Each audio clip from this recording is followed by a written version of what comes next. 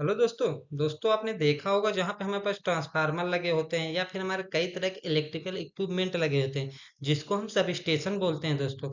उसमें हमारे कौन कौन से इक्विपमेंट लगे होते हैं तथा उसका क्या इंपॉर्टेंट रोल होता है, आज की वीडियो में हम सारे डिटेल्स जानेंगे।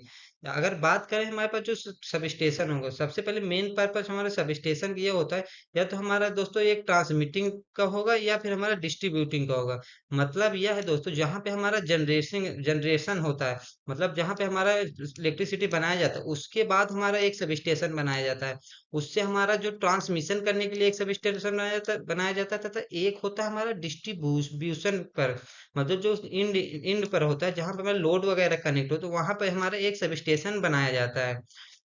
उसमें मेन पर्पस यह होता है दोस्तों, उसमें आपने ट्रांसफार्मर वगैरह देखो जो हमारा वो वोल्टेज लेवल को अप एंड डाउन करता है, या फिर हमारा दोस्तों पावर फ्लो को रेगुलेट करने के लिए सब स्टेशन बनाया जाता है।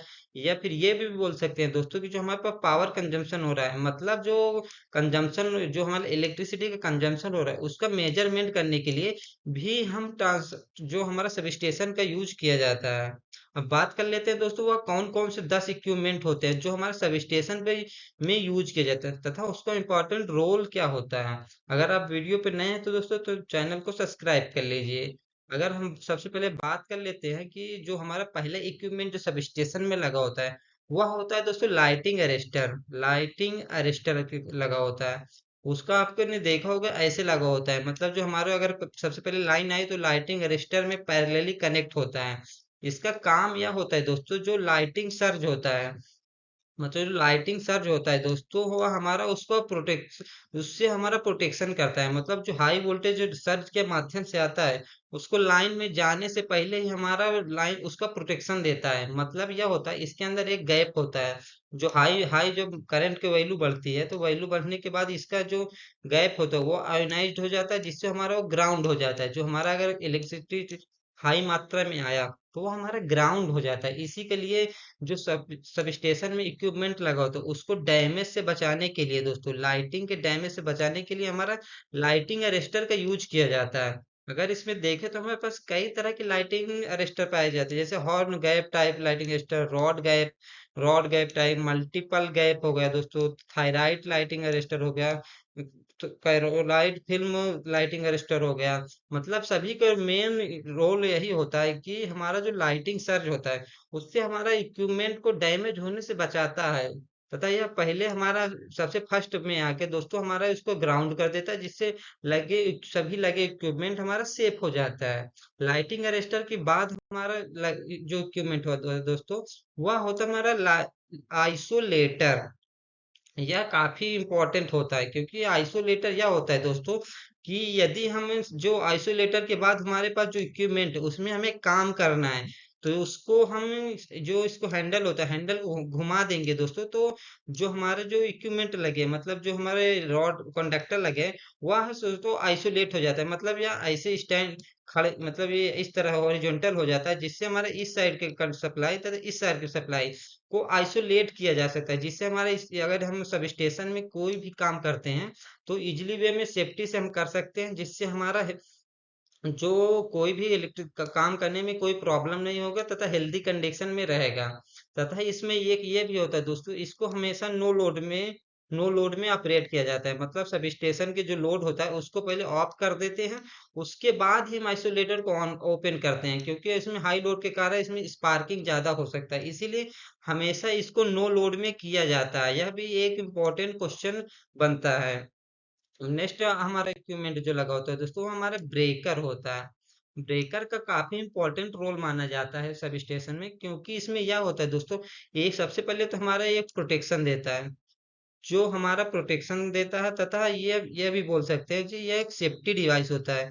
एक सेफ्टी डिवाइस होता है जो ऑटोमेटिकली इंटरप्ट को, हमारा जो मान लीजिए ओवरलोड की कंडीशन है, मान लीजिए कहीं भी प्रॉब्लम है तो ओवरलोड की कंडीशन जनरेट हुआ, तो ओवरलोड के कंडीशन में जनरेट होने के दोस्तों वह हमारे जो ब्रेकर होगा उसको ट्रिप करके सर्किट को आइसोलेट कर सकता है।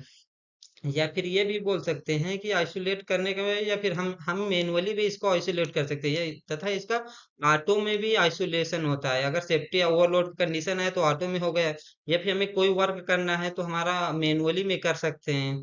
लेकिन हमारा अगर मैनुअली में करना है तो हमारे पास आइसोलेटर भी लगा है तथा ब्रेकर भी लगा है। उसका दोनों में अगर डिफरेंस देखें तो ब्रेकर में यह होता है दोस्तों, क्या ऑटोमेटिकली तथा मैनुअली दोनों में होता है, तथा एक सेफ्टी भी देता है जो ओवरलोड कंडीशन में हमारा ट्रिप होता है।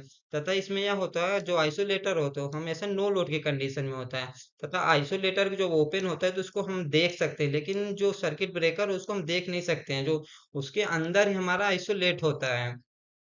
तथा यह कई तरह के होते हैं, जैसे SF6 हो गया दोस्तों, जो हाई वोल्टेज में लगा होता है सब स्टेशन, SF6 हो गया, VCB हो गया। कई तरह के आते हैं जो मेनली हमारे सब स्टेशन में यूज किए जाते हैं। अब नेक्स्ट बात कर लेते हैं, तो नेक्स्ट हमारे पास आता है करंट ट्रांसफार्मर, मतलब जिसको हम शॉर्ट फॉर्म में बोला जाता है CT। क्या होता है सीटी का? देखिए तो यूज हमारे कई तरह के किया जाता है। अगर जैसे हमारे पास करंट, तो सबसे पहले बात करें तो करंट ट्रांसफार्मर होता है जो करंट के मेजरमेंट के लिए किया जाता है। अगर हम करंट मेजरमेंट के लिए एमीटर का भी यूज कर सकते हैं, लेकिन ये इसमें यह होता है दोस्तों कि यह हाई वोल्टेज में इसका यूज नहीं कर सकते। इसीलिए सबसे पहले हम करंट ट्रांसफार्मर का यूज करके करंट को लो में ला लेते हैं, मतलब लो करंट में लाकर हम तो उसके बाद एमीटर के थ्रू हम करंट का मेजरमेंट कर सकते हैं। इसमें यह करंट ट्रांसफार्मर होता है जो हमारा वोल्टेज को स्टेप अप करके करंट को डाउन करता है। तथा इसमें बात कर लेते हैं दोस्तों, यह प्रोटेक्शन पर्पज के लिए यूज किया जाता है, क्योंकि इसी के रेफरेंस से हमारा रिले वगैरह वर्क करता है।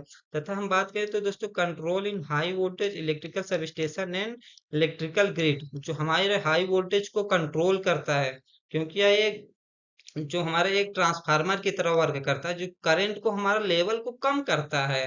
अब नेक्स्ट बात कर लेते अब बात कर लेते हैं दोस्तों हमारे पोटेंशियल ट्रांसफार्मर। पोटेंशियल ट्रांसफार्मर के मतलब होता है PT, जिसे शॉर्ट फॉर्म में PT बोला जाता है। तथा इसको हम अगर पहचानने के लिए अगर सब स्टेशन में देखें तो सब स्टेशन में यह दोस्तों पैरेलली कनेक्ट होता है, लेकिन जो हमारे पास सीटी होता है, सीटी में यह होगा कि दो दो साइड से लगे रहते हैं। जैसे हमारे पास ये सीटी हो गया, सीटी के सीरीज में लगा होता है तथा PT के पैरेलल में कंडक्टर लगा होता है। इससे हम पहचान सकते हैं, क्योंकि देखने में दोनों एक जैसे होते हैं, इसको सिर्फ कनेक्शन से हम इसको पहचान सकते हैं।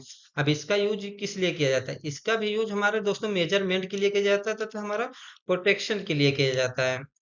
प्रोटेक्शन के लिए दोस्तों क्या होगा दोस्तों कि इसमें जो वोल्टेज को लेवल को डाउन करता है, मतलब एक स्टेप डाउन के ट्रांसफार्मर की तरह कार्य करता है, जो हमारे वोल्टेज को डाउन कर देता है। उसके बाद हम दोस्तों वोल्ट मीटर लगा के वोल्टेज को मेजरमेंट कर देते हैं।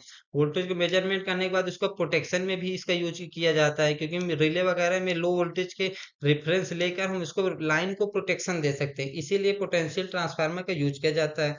एक तो मेजरमेंट हो गया दोस्तों, एक हमारा प्रोटेक्शन हो गया। या कई तरह के आते हैं, जैसे देख सकते हैं इमेज में ये शायद ये एलटी का पीटी होता है दोस्तों, तथा एसटी का पीटी होता है, तथा हमारा एलटी का पीटी होता है। अब नेक्स्ट बात करें दोस्तों, तो नेक्स्ट हमारा इक्विपमेंट है दोस्तों, मेन जो आता है जो सब स्टेशन में सब मेनली यूज होता है, वह हमारा दोस्तों ट्रांसफार्मर। सबसे मेन इंपॉर्टेंट रोल इसी का होता है, क्योंकि यही दोस्तों हमारा वोल्टेज को अप या डाउन कर देता है। मतलब दोस्तों या तो अप करेगा या तो हमारा डाउन करेगा। जैसे हमारा 132 kV के इधर आ रहा है, तो इसको 11 kV में करके हमारा सब यूज कर लेंगे, या फिर 11 kV को 132 में यूज करते हैं। मतलब एक स्टेप अप तथा एक स्टेप डाउन पे यूज किया जाता है। तथा यह ट्रांसफार्मर की वर्किंग की बात करें, ट्रांसफार्मर में दोस्तों पावर सप्लाई जो पावर होता है वह पावर तथा फ्रीक्वेंसी कांस्टेंट रह के वोल्टेज का अप एंड डाउन करता है। मतलब वोल्टेज ज्यादा है तो करंट कम रहेगा, करंट ज्यादा है तो वोल्टेज कम रहेगा। इसीलिए इसका मेन पर्पज यही होता है। यदि हम डिस्ट्रीब्यूशन इंड पे लगाते हैं तो हाई वोल्टेज लाइन ग्रिड से हमारा लेते हैं, तथा ग्रिड के लेने के बाद उसको हमारा लो वोल्टेज में कन्वर्ट कर लेते हैं। लो वोल्टेज कन्वर्ट करके हम हमारा इंडस्ट्री या कहीं भी हम इसका यूज कर सकते हैं। इसलिए यह मेन इंपॉर्टेंट होता है। नेक्स्ट जो इक्विपमेंट लगे होते हैं दोस्तों, वह होता है कैपेसिटिव वोल्टेज ट्रांसफार्मर। या काफी देखा जाए तो बहुत से सब स्टेशनों में लगा भी नहीं रहता, लेकिन बहुत जगह हमारा लगा भी रहता है। इसका मतलब यह होता है दोस्तों, mainly use for measurement of voltage, मतलब वोल्टेज को एक तो मेजरमेंट करने के लिए यूज किया जाता है, तथा नेक्स्ट हमारे प्रोटेक्शन पर्पज के लिए किया जाता है। तथा जो इसका मेन इंपॉर्टेंट रोल होता है वह it is also used for power line communication between different sub station. मतलब जो सब स्टेशनों के बीच में है दोस्तों, उसमें कम्युनिकेशन के लिए इसका यूज किया जाता है। जो इसका मेन इंपॉर्टेंट रोल होता है दोस्तों, हमारे कम्युनिकेशन पर्पज के लिए यूज यूज किया जाता है, क्योंकि यह हमारा जो कम्युनिकेशन के लिए हाई फ्रिक्वेंसी भी हमारा जनरेट करने में मदद करता है। अब नेक्स्ट बात करें तो नेक्स्ट हमारा होता है बस बार।